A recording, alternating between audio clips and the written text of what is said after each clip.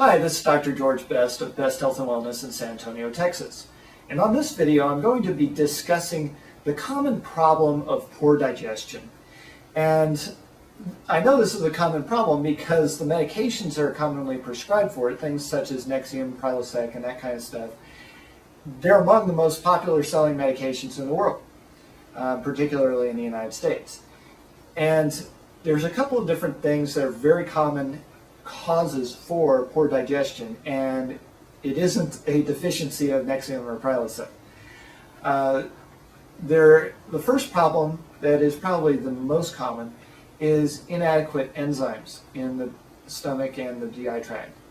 And this is primarily a problem that is caused by just poor diet choices.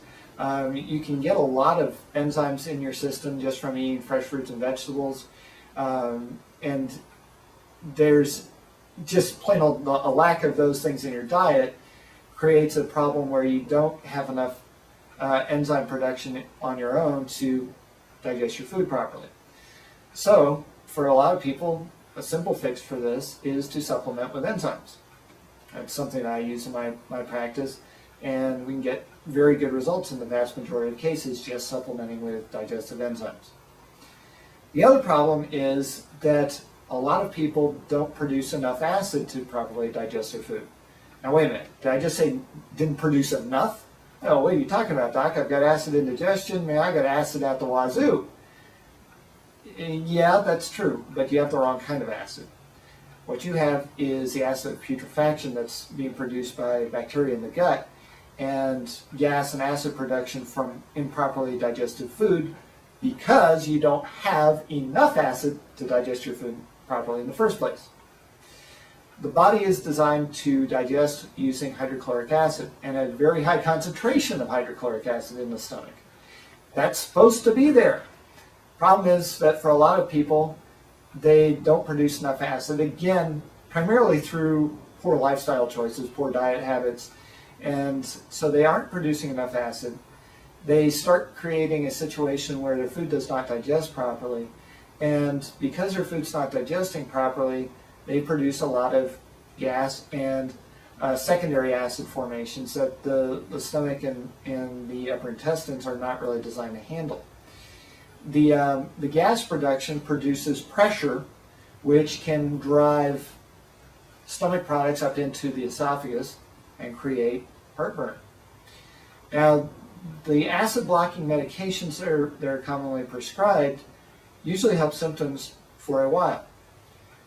The problem is that when you use these things, you further cut down on your acid production in the stomach, you further worsen your natural digestive processes, and so typically these drugs start to lose effect after you've been on them for a while. The symptoms start to come back because your digestion just gets worse and worse and worse. And so you can only take so much of the medication and they start to lose effect, and people wind up staying on these medications basically for life because they're going, my God, if I'm this bad on the medication, what am I going to be like if I get off of it? Reasonable thought process there, but unfortunately it's counterproductive. So for those people who are low on acid, I'm going to tell you how to find that out in just a minute. Then you need to also supplement, in addition to enzymes usually, with a hydrochloric type of supplement. And the safest and easiest one to use is something called betaine hydrochloride, or betaine HCl. And several supplement manufacturers make this stuff. It's cheap and it works very well. You got to be a little careful with how much you take and balance out your dosage, but with using the appropriate amount, you'll usually get much better digestion and eliminates the acid indigestion. So it's kind of ironic, you're taking acid to get rid of your acid indigestion, but it works. So how do you know if you actually have a shortage of stomach acid? Well, if you get a conventional medical blood test, which is the blood chemistry screen that's typically done. It goes under different names, but it's the one that they usually do that has 24 or 26 different items on it, things like your liver enzymes and things of that nature. One of those items on that test is your chloride ions. It'll be indicated as Cl- usually on the test. If you have decreased or right at the low end of the normal range on the Cl- ions, and that's usually an indication that you're not producing enough hydrochloric acid in the stomach. So if you start supplementing, and if you're on the low end of normal, you would just go with a low amount of the supplement. If you're really decreased on the chloride ions, then you would want to increase the dosage.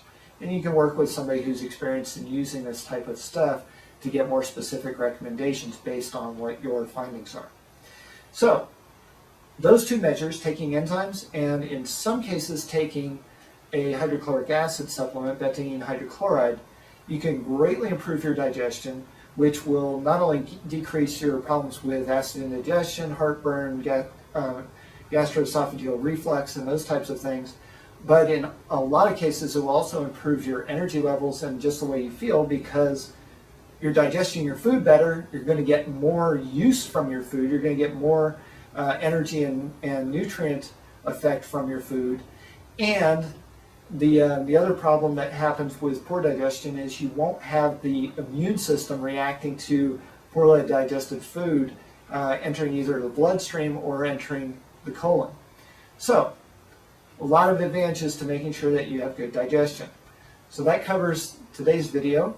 Thank you for watching, and I'll look forward to seeing you on another video, or you can visit my blog for additional information at www.besthealthandwellnessinfo.com. Thanks again for watching.